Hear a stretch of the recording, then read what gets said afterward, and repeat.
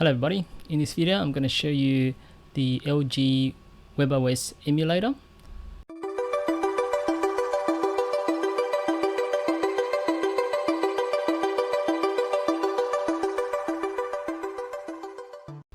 So if you don't have the emulator yet, you need to go to the LG developer website.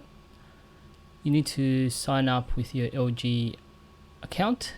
If you don't have one, you can create one, and then you need to get your LG rep to approve it. So let me just sign in.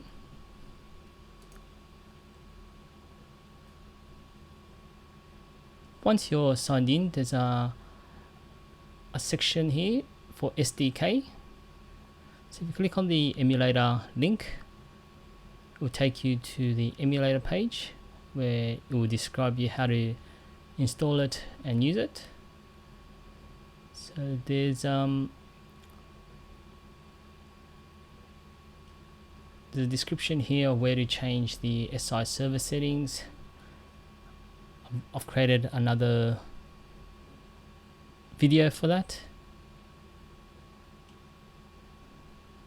So these are the things that are not supported on the emulator if you're using version 3.25. So the on and off scheduler, that does not work. The SI server settings does work. The failover does not work. The one I normally use and test is the SI server settings, and that's supported on that version.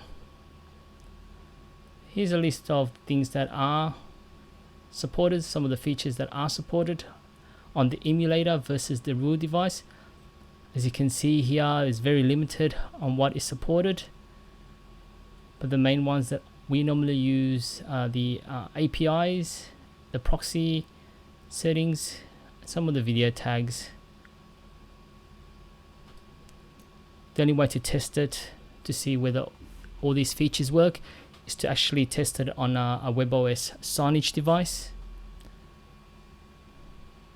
So let's go to the download page. You can download the installer.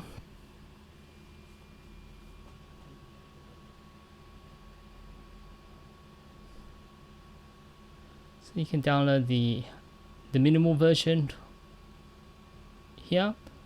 You can also download the actual installer. With the installer, you can actually select which versions you want to download and install. So it's up to you. You can use the version 6.08, which is the latest version. As you can see, this is quite big. It's over a gig in size. I won't go through the process of installing it. It's very straightforward. Just download the file, the zip file, extract the files, and then run the installer and select which version you want to install.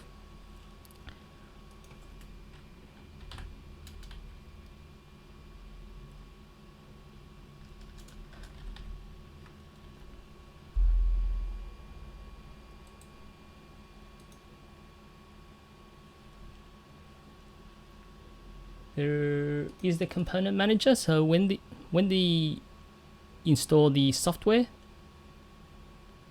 there's a package called the component manager. On the component manager, you can select which version of the emulator you want to install. You do have the option to also install multiple versions.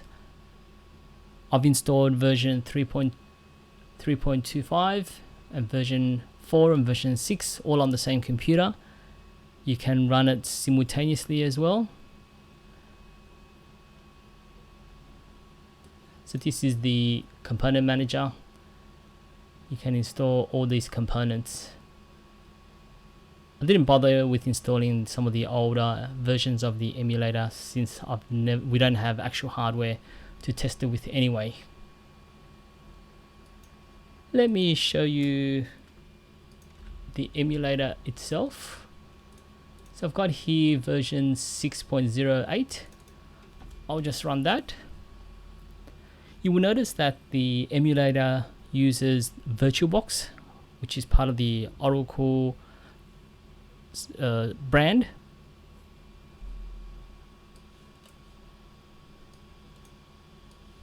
So this is the virtual box that is started.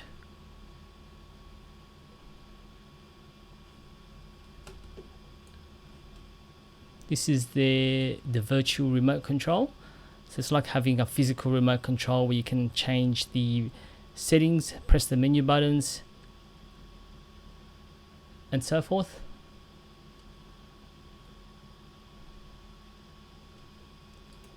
We just let it run and start it. Just need to note that it's quite slow sometimes to use the emulator depending on your hardware specs.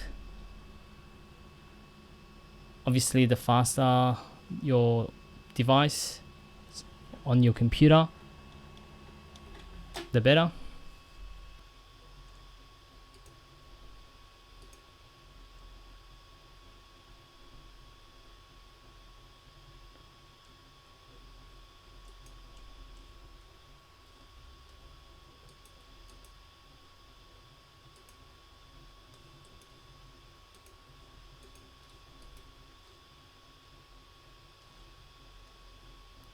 So I loaded the website, so my website. In order to load websites, you can use the play URL feature or the SI server setting. So over here you will see that there's the menu button. You can take screenshots with that, and you've got here the wheel button here. This wheel button would open up these settings. So it's like pressing the menu button on the remote control to bring up the settings page. We scroll through some of these.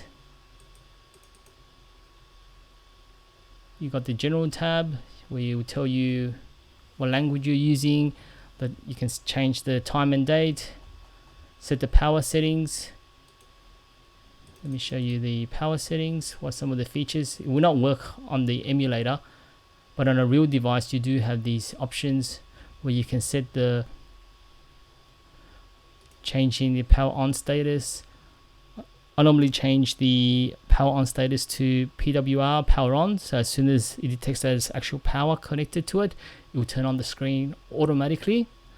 So in the event of a power failure and the power comes back on, the screen will turn on automatically. You don't have to have someone walk up to the monitor and turn it on using the remote. So this is a handy feature to have. You do have the wake on LAN as well, so if it's on the network, you can remotely turn the screen on and off. You do also have the option to remotely connect to the screen using the Webos Signage dashboard to restart the screen as well. So these are the display settings. You can't really do much on this. The rotation does not really work on this version of the emulator. So trying to change it to portrait doesn't really do much. As you can see, it's not doing almost anything. Sound settings, the admin settings. You can turn on the admin setting to change the lock mode options. The lock mode options allows you to specify which some of the features you want to turn on and off, like the home dashboard, the USB lock, the OSD, the IR, which is the remote control, and the local key operation locks, so that you don't want anyone to use the physical buttons on the screens to change the settings, and the Wi-Fi lock to turn whether you want the Wi-Fi function to be on and off. Normally I get our clients to use a physical cable, so they use the RJ45 port rather than Wi-Fi. It's just a bit more stable. But if you've got a very strong Wi-Fi connection, you have an enterprise grade Wi-Fi device, then you can use the Wi-Fi. So it's up to how you want to set it up. Let me go back to the easy settings server. So in here, the SI server setting, this is where you change your URL. Click on that, SI server settings. There you go. You can change the URL here, and it will basically mean that you can set which URL to display or which app you want to display when the screen turns on. So that's the SI server settings. I won't go into much detail on some of the other settings. Those are the main ones we use. Also the on and off scheduler, or to turn on when the screen should come on and when the screen should turn off. And that's it. That's the Webos Signage Emulator version 6. The other versions has other limitations with it. I won't go into much detail. If this video helped you in any way, give it a like and subscribe to the channel.